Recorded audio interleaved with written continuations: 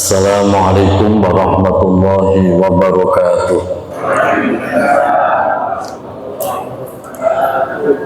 Bismillahirrahmanirrahim.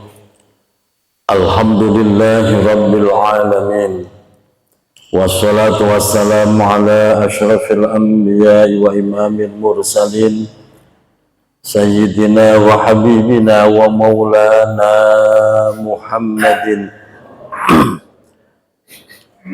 wa ala alihi wa sahbihi ajma'in. Hasbunallahu wa ni'mal wakil, ni'mal maula wa ni'man nasir, wa la hawla wa la quwwata illa billahil aliyyil azim. Allahumma anfa'na bima 'allamtana wa 'allimna ma yanfa'una birahmatika ya arhamar rahimin. Amin ya rabbal alamin. Al-Mukarramun, seluruh pengurus DKM Masjid Jami Al-Faragha, Ketua DKM Bapak Haji Abdul Jabbar, orang tua kita Bapak Haji Rosim, seluruh para Bapak Haji lainnya, Bapak Haji Basri, seluruh para tokoh masyarakat, seluruh para penggiat majelis ilmu, seluruh jamaah Bapak Ibu yang hadir pada kesempatan malam hari ini tanpa terkecuali.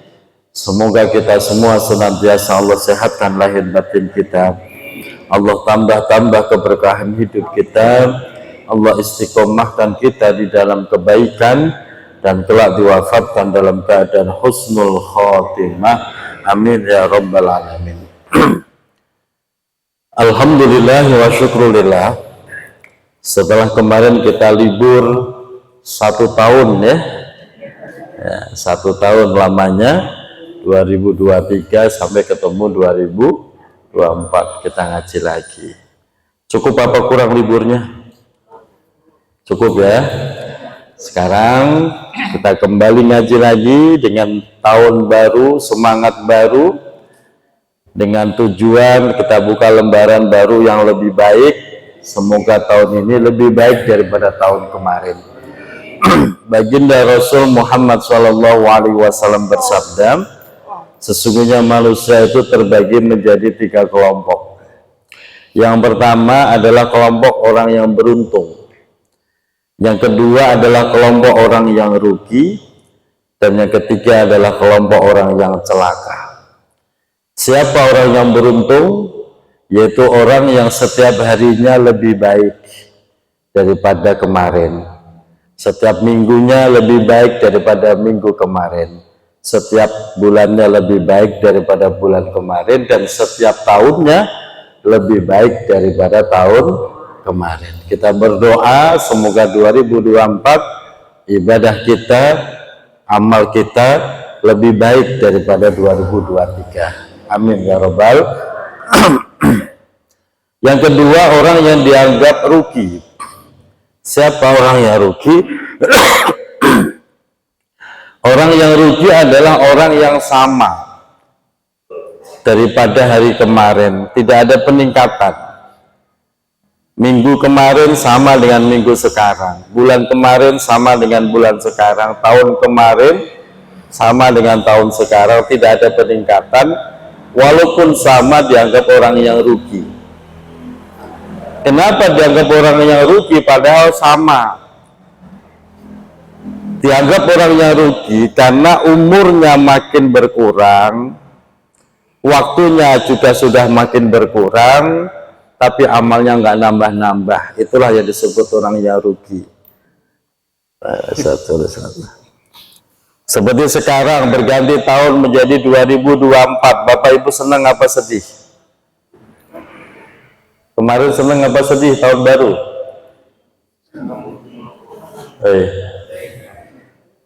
Kenapa senang?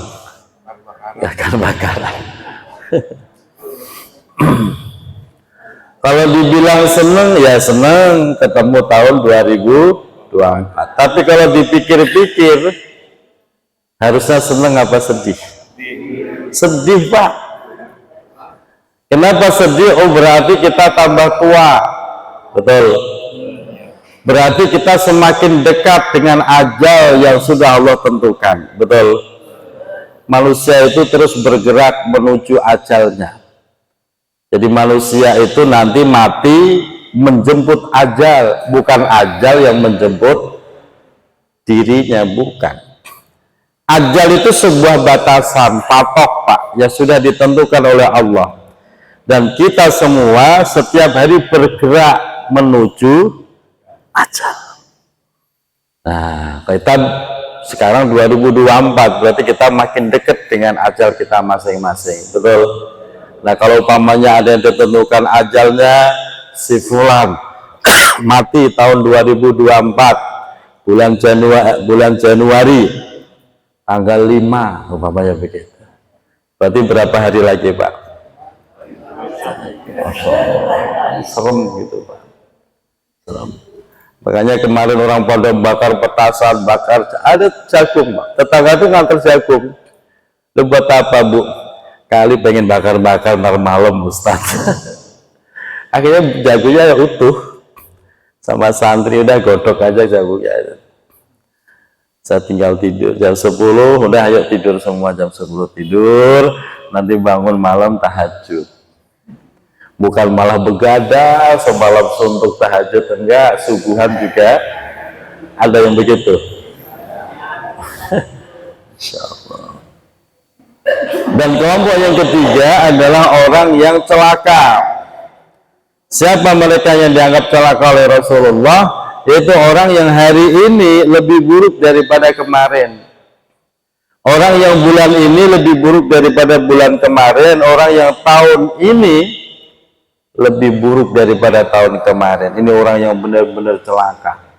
Nah, kita berdoa semoga terus Allah istiqomahkan kita di dalam kebaikan, bertambah-tambah keberkahan kita, kapan waktu diwafatkan dalam keadaan husnul khotimah.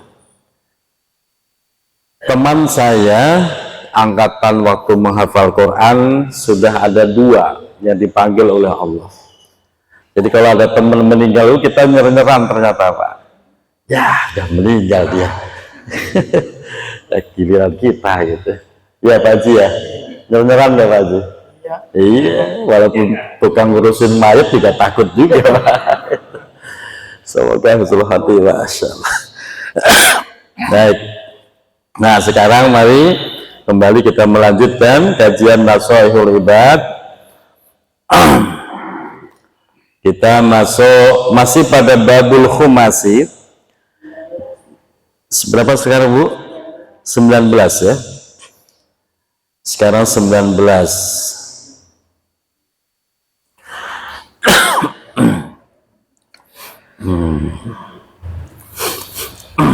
Bismillahirrahmanirrahim. Wal maqalatut tasi'ah asyrata An Sufyan Ats-Tsauri rahimahullahu ta'ala,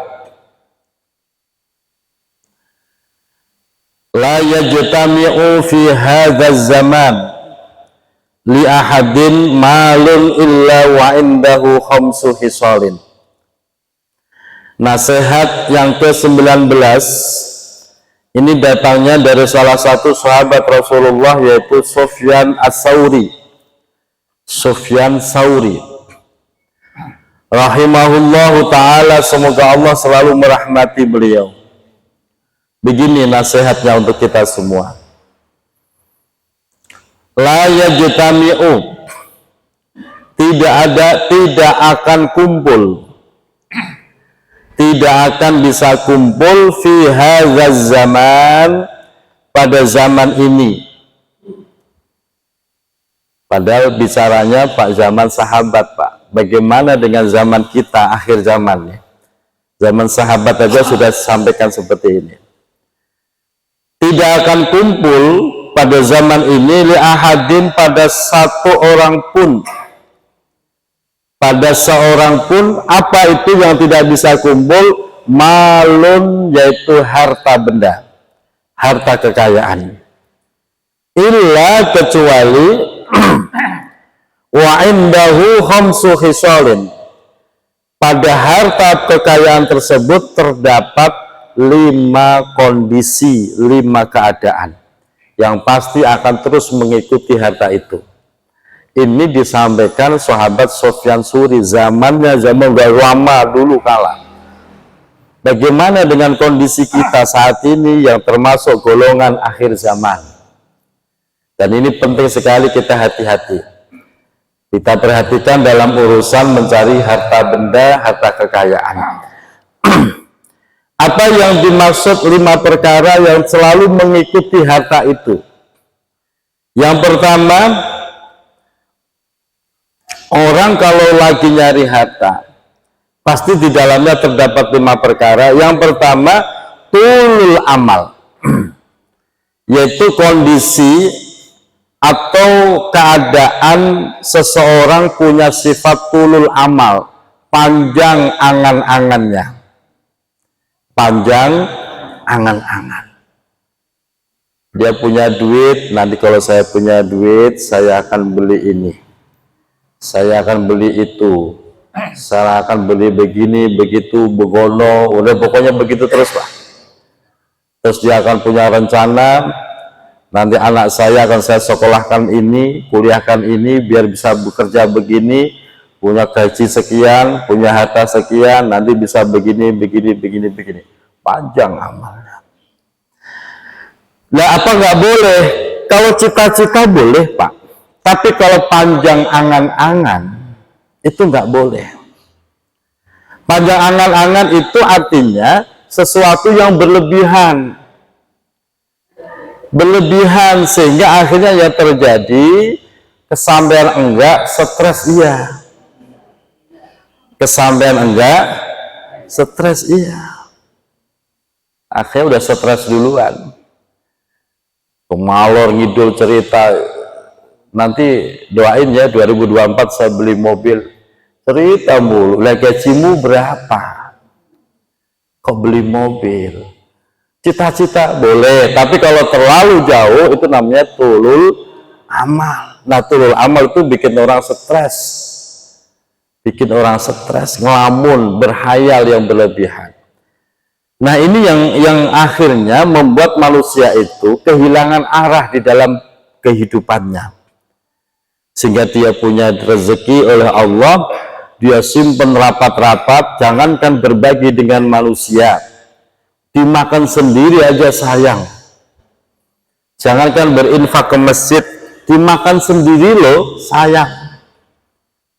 Hemat boleh, tapi kalau udah begitu namanya bukan hemat lagi Pak. Apa namanya? Udah pelit banget, untuk dirinya aja nggak boleh. Akhirnya itu yang terjadi, karena dia punya angan-angan yang berlebihan. Nah, ini akhirnya merusak tatanan kehidupan dan arah daripada keimanan dia. Maka itu nggak boleh. Dan hati-hati Pak, di tahun ini akhir zaman orang akan diliputi penyakit itu, tulul amal, panjang angan-angan. Yang kedua, wahirsun golibun, yaitu sikap hirsun. Hirsun itu apa? Rakus. Golibun yang mengalahkan dirinya sendiri. Rakusnya luar biasa Pak.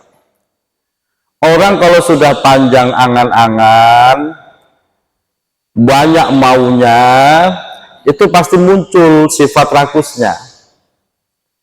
Nah, rakus itu dimanapun adanya pasti dianggap jelek. Yang namanya rakus harta pasti akan dianggap jelek. Dan orang itu kalau sudah rakus, dia akan menghalalkan segala cara. Betul. Sudah tahu itu harta saudaranya, ya tetap aja disikat. Sudah tahu itu bukan miliknya, tetap aja diembat. Rakus, semua cara akan dilakukan untuk memuaskan hawa nafsunya. Dan itu ada bagi siapa orang yang mengumpulkan harta pada zaman ini, kalau nggak hati-hati akan punya penyakit rakus yang berlebihan. Makanya doa saja itu ada yang rakus loh Pak. Saya beberapa kali kedatangan orang, Kiai mohon doanya agar warung saya rame. Amin, semoga rame. Yang kedua datang lagi orang itu juga, alhamdulillah warungnya rame. Terus apa lagi, tolong doakan biar warung saya menjadi warung yang paling rame, warung yang paling rame. Langsung saya usir Pak orang itu, Pak. Bapak pergi cari orang lain, jangan ke saya. Itu namanya Bapak rakus. Kalau yang pertama doain biar warung rame, boleh nggak? Boleh. Tapi kalau minta warungnya paling rame, berarti apa itu, Pak? Rakus dan berharap warung orang lain menjadi sepi. Jahatnya seperti itu. Itu jahatnya orang rakus, Pak. Dia kepengen warung teman-teman saudaranya orang sepi semua, biarin gua yang rame dirian.